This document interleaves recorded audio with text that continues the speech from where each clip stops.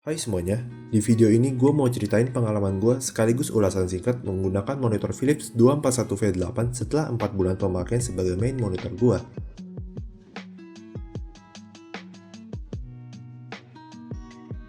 Dari sisi desain, jujur aja nggak ada yang spesial atau gimana-gimana, apalagi belakangnya. Biasa banget. Tapi kalau buat gue, ini nggak jadi masalah karena toh monitor ini bakal mepet ke dinding dan yang bakal sering dilihat bagian layarnya kan. Bagian depan sudah three-side bezel-less dengan bagian dagu yang agak tebal di mana di sini ada tulisan tipe monitornya, logo Philips yang dibuat menonjol, dan beberapa tombol untuk OSD. Dan layar monitor ini memiliki bentang 23,8 inch atau ya dibulatkan 24 inch.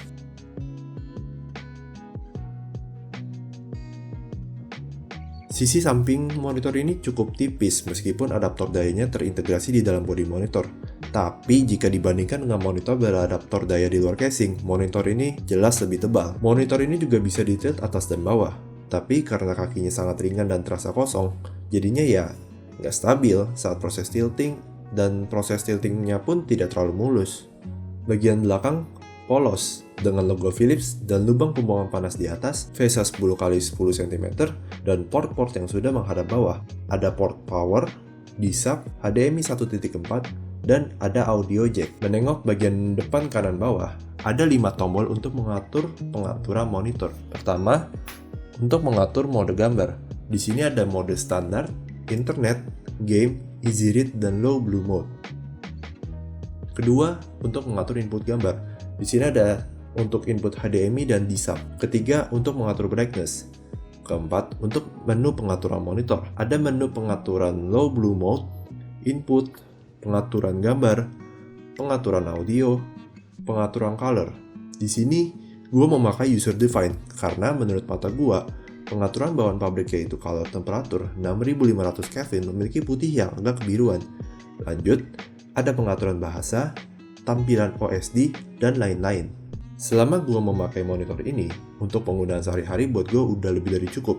Mengingat gue memakai monitor ini sebagai monitor eksternal laptop gue yang layarnya hanya 6 bit dan 14 inch. Oh iya, dari segi panel, menurut displayspecification.com, panel ini udah 8 bit, jadi bukan 6 bit plus FRC. Untuk reproduksi warna udah cukup baik buat harganya. Sangat cukup untuk kebutuhan multimedia sehari-hari, editing dengan color grading kecil-kecilan, dan gaming. Buat gaming, monitor ini sudah 75Hz.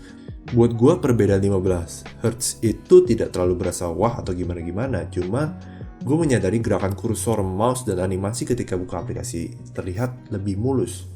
Secara keseluruhan, buat gue monitor ini sudah cukup untuk kebutuhan hari-hari dan cukup memuaskan. Warna yang dihasilkan sudah cukup akurat buat harganya. Selain itu, desain seperti ini membuat tampilannya low profile sehingga tidak terlalu mencolok, cocok dengan selera gue. Namun, sangat disayangkan kualitas kakinya itu sangat terasa ringan dan tidak solid membuat monitor ini menjadi gampang goyang ketika tilting atau ketika menekan tombol di monitor, ataupun hal-hal kecil seperti ketika memukul meja. Selain itu, setelah sebulan pemakaian, gue menyadari adanya bleeding di sisi kanan atas. Untungnya, hal ini tidak terlalu terlihat secara kasat mata, sehingga tidak terlalu mengganggu.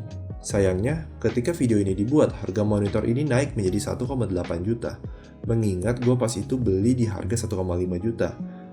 Harga 1,8 juta menurut gue tidak worth it buat monitor ini, karena tidak ada high adjustment dan kualitas kaki yang terasa ringan dan kosong.